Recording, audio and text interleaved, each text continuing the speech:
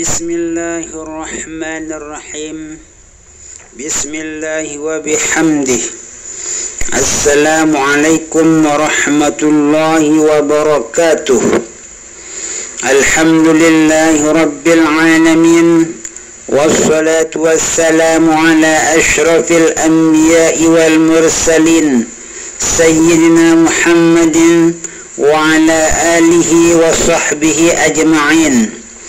Allahumma salli wa sallim wa barik ala Sayyidina Muhammadin nuriz zati wassirris sari fi sairil asma'i was sifati wa ala alihi wa sahbihi wa sallim.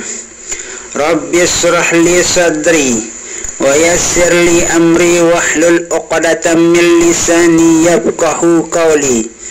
Amma ba'du. Syukur alhamdulillahi rabbil alamin.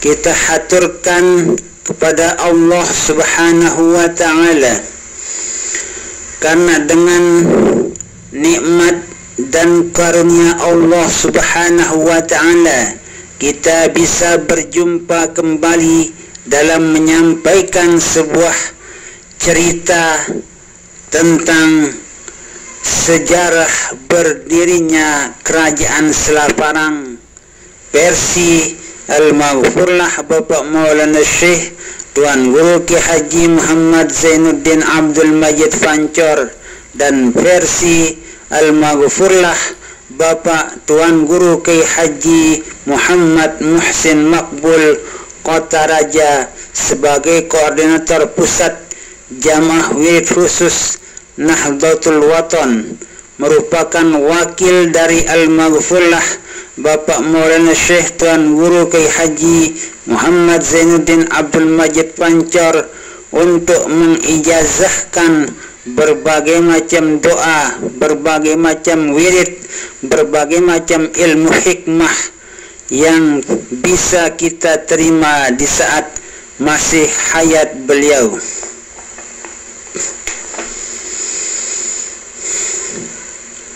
Al-Kisah. Ada seorang ulama besar berkebangsaan Mesir atau berdomisili di negara Mesir yang cukup terkenal sampai sekarang. Beliau adalah Syekh As-Sayyid Nur Rasyid, yang setiap harinya mengajarkan kepada umat agar mengetahui kandungan dari Al-Quran, Al-Hadis, Ijma' dan Qiyas, agar umat bisa menjadi umat yang selamat dunia dan akhirat.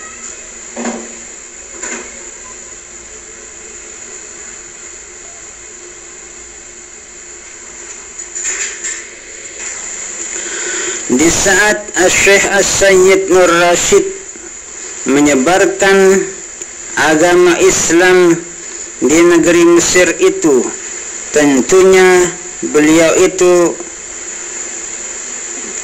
tidak lepas dari berbagai macam cobaan, terutama dari orang-orang non-Muslim, yaitu orang-orang Yahudi yang ada di negeri Mesir itu, sehingga beliau itu diserang oleh orang-orang Yahudi.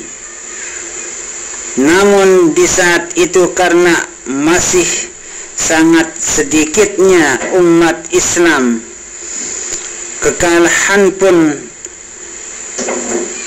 ada pada pihak Syekh As-Sayyid Nur Rasyid bersama jamaah beliau. Kemudian Syekh As-Sayyid Nur Rasyid walaupun mengalami kekalahan menghadapi orang-orang Yahudi, beliau tidak mundur dari perjuangan beliau untuk menyebarkan agama Islam. Syekh As-Sayyid Nur Rasyid melanjutkan penyebaran agama Islamnya itu pergi ke negeri India. Di sanalah Syekh As-Sayyid Nur Rasyid menyebarluaskan agama Islam, sehingga setelah banyak pengikut beliau di negeri India itu, lalu kemudian Syekh As-Sayyid Nur Rasyid membentuk pasukan untuk dikirim ke negeri Mesir, bergabung dengan pasukan yang ada di negeri Mesir untuk menumbangkan orang-orang Yahudi yang ada di negeri Mesir itu. Dan akhirnya Syekh As-Sayyid Nur Rasyid mampu mengalahkan orang-orang Yahudi yang ada di negeri Mesir itu bersama jamaah beliau yang bergabung dengan jamaah yang ada di India dengan negeri Mesir. Lalu kemudian Syekh As-Sayyid Nur Rasyid melanjutkan penyebaran agama Islam ke negara-negara lain, termasuk di negara Indonesia. Sampailah Syekh As-Sayyid Nur Rasyid itu ke Pulauan Kalimantan atau di dataran Pulau Kalimantan. Di sana juga Syekh As-Sayyid Nur Rasyid mengajarkan umat tentang agama Islam. Setelah banyak pengikut Syekh As-Sayyid Nur Rasyid di Kalimantan, lalu beliau melanjutkan penyebaran agama Islam ke pulau-pulau lain, termasuk di Pulau Sumbawa, Nusa Tenggara Barat. Sesampainya di Pulau Sumbawa, Syekh As-Sayyid Nur Rasyid menyebarluaskan agama Islam. Diketahuilah oleh pasukan agama Hindu-Buddha, karena di saat itu yang menguasai Pulau Sumbawa adalah kerajaan Hindu Bali. Maka Syekh As-Sayyid Nur Rasyid mendapat tantangan yang sangat luar biasa dari orang-orang Hindu-Buddha di Pulau Sumbawa. Pasukan Hindu-Buddha yang ada di Pulau Sumbawa itu datang kepada Syekh As-Sayyid Nur Rasyid agar Syekh As-Sayyid Nur Rasyid tidak melanjutkan penyebaran agama Islam di Pulau Sumbawa. Namun mendengar ucapan perkataan dari pasukan Hindu-Buddha, Syekh As-Sayyid Nur Rasyid memberikan suatu syarat kepada mereka.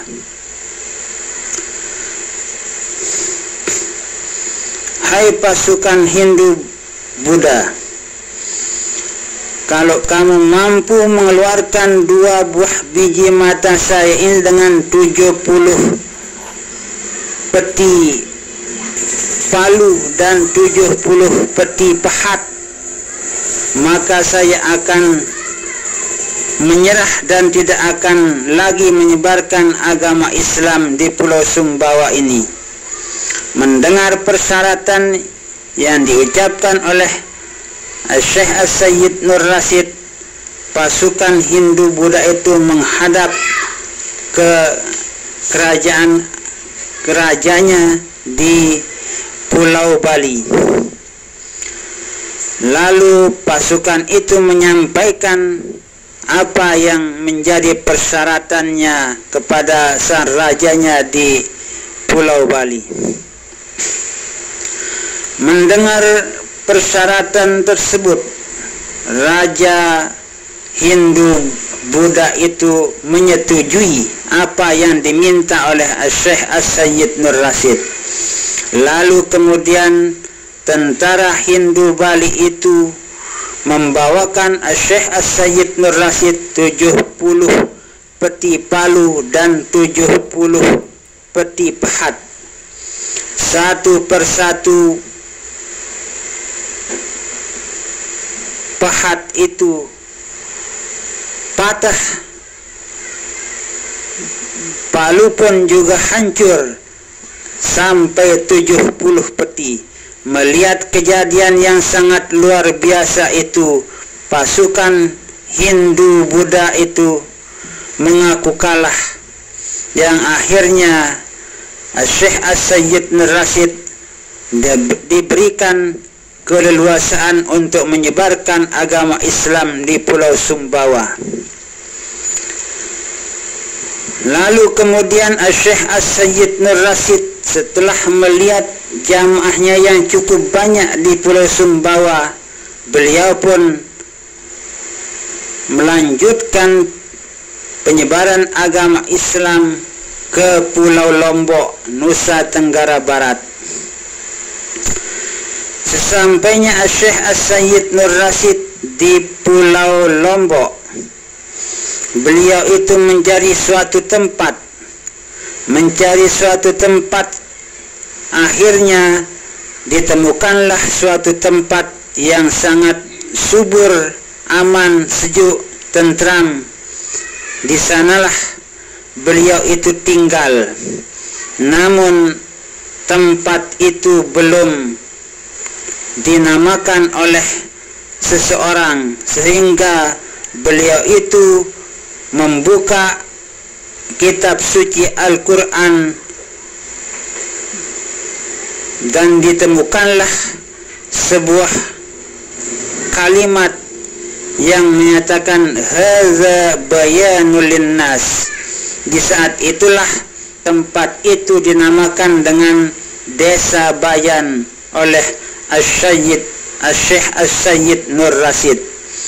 Maka beliaulah orang pertama yang menamakan Desa Bayan itu dengan nama Bayan.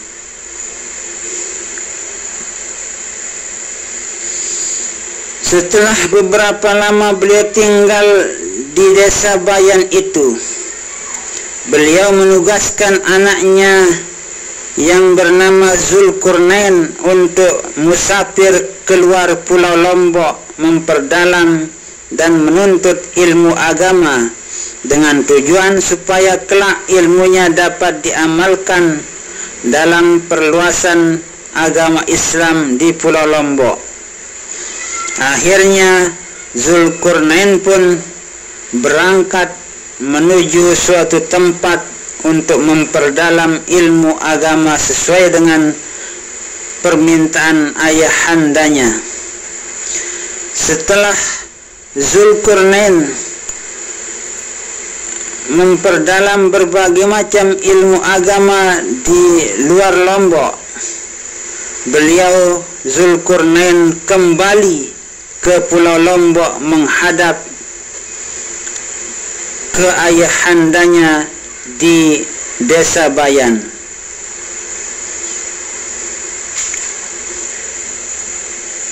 Lalu kemudian Zulkarnain bercerita kepada ayahandanya Syekh As-Sayyid Nur Rasyid bahwa saya di saat mendalami ilmu agama di luar Lombok itu, saya pun juga memperdalam ilmu kesaktian atau ilmu kadingdayan.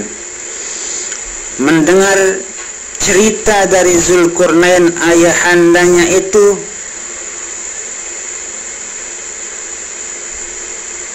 mengatakan, kenapa kamu sampai menuntut ilmu kesaktian, padahal yang aku perintahkan kepadamu adalah memperdalam ilmu agama. Zulkarnain pun menjawab dengan tenang, alasan saya memperdalam ilmu kesaktian di saat saya pergi menuntut ilmu agama, agar nanti di saat saya menyebarluaskan ilmu agama yang telah saya peroleh itu,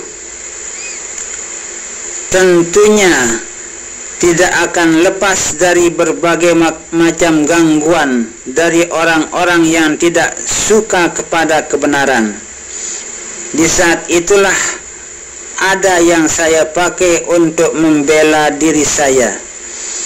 Mendengar jawaban anaknya, Syekh As-Sayyid Nur Rasyid menggeleng-gelengkan kepalanya, bahwa berarti beliau sangat setuju dengan apa yang telah diperbuat oleh anaknya Zulkarnain tersebut. Lalu kemudian Syekh As-Sayyid Nur Rasyid melanjutkan tekadnya untuk menyebarkan agama Islam di Pulau Lombok. Di saat Syekh As-Sayyid Nur Rasyid menyebarkan agama Islam di Pulau Lombok, beliau itu mendapat rintangan-tantangan dari pasukan Hindu Bali yang memerintah pada saat itu, yang berkuasa di Pulau Lombok pada saat itu. Namun beliau itu tidak mundur dari perjuangan beliau. Akhirnya Syekh As-Sayyid Nur Rasyid mempunyai pikiran untuk merubah nama beliau dengan Mami Milasih, seperti yang tertulis dalam wasiat renungan masa karangan Al-Maghfurlah Bapak Maulana Syekh Tuan Guru Ki Haji Muhammad Zainuddin Abdul Majid Pancor.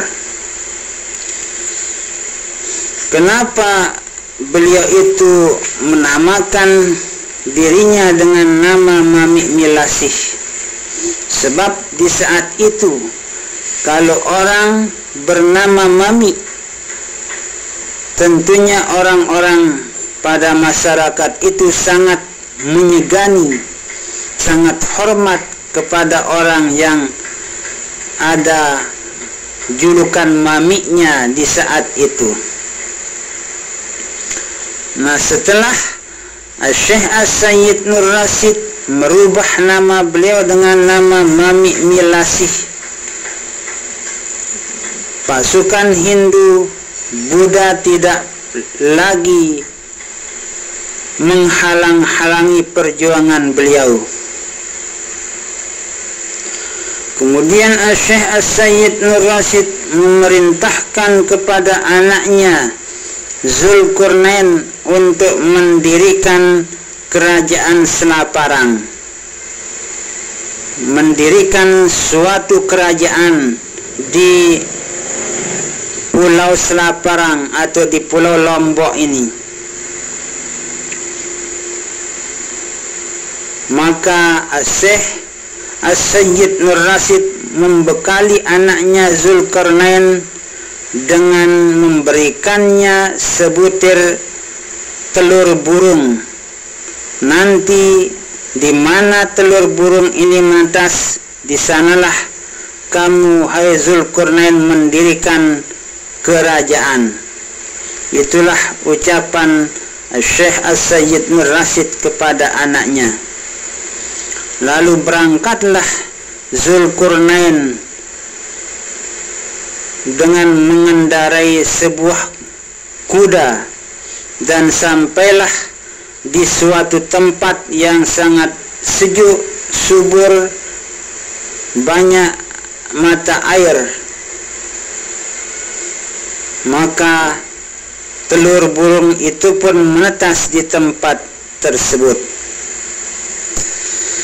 Setelah telur burung itu menetas di tempat yang sejuk, aman, tentram, maka Zulkarnain pun pergi menemui ayahandanya di negeri Bayan atau di desa Bayan untuk melaporkan bahwa telur burung yang diberikan kepadanya itu sudah menetas di suatu tempat, dan diajaknya lah ayahandanya mendatangi tempat di mana telur burung itu menetas. Sesampainya Syekh As-Sayyid Nur Rasyid bersama Zulkarnain di tempat menetasnya telur burung itu, maka Syekh As-Sayyid Nur Rasyid mengajak anaknya Zulkarnain untuk berdoa memohon kepada Allah Subhanahu wa ta'ala. Di saat Syekh As-Sayyid Nur Rasyid berdoa bersama anaknya Zulkarnain, terbukalah alam jin. Di saat terbukanya alam jin, dilihatnya oleh Zulkarnain negeri atau tempat yang sangat luas sekali. Di saat itulah Zulkarnain melihat seorang perempuan sedang mencuci pakaian. Lalu kemudian Zulkarnain bercerita kepada ayahnya Syekh As-Sayyid Nur Rasyid bahwa Zulkarnain telah melihat seorang perempuan yang sedang mencuci pakaiannya di suatu kolam yang sangat indah di tempat tersebut. Syekh As-Sayyid Nur Rasyid menjawab bahwa itu adalah bangsa jin, bukan bangsa manusia. Lalu kemudian Zulkarnain ingin sekali untuk mengawini si perempuan itu, walaupun yang dilihatnya itu adalah bangsa jin. Terjadilah perkawinan. Pendek cerita, Zulkarnain bertekad mengawini gadis jin tersebut, yang akhirnya perkawinan antara manusia dengan jin terjadi di saat itu, dan Zulkarnain memperoleh keturunan yang diberi nama dengan Dewi Rinjani, panggilan secara umum dari percampuran manusia dan jin. Itulah sedikit dari cerita tentang sejarah berdirinya Kerajaan Selaparang.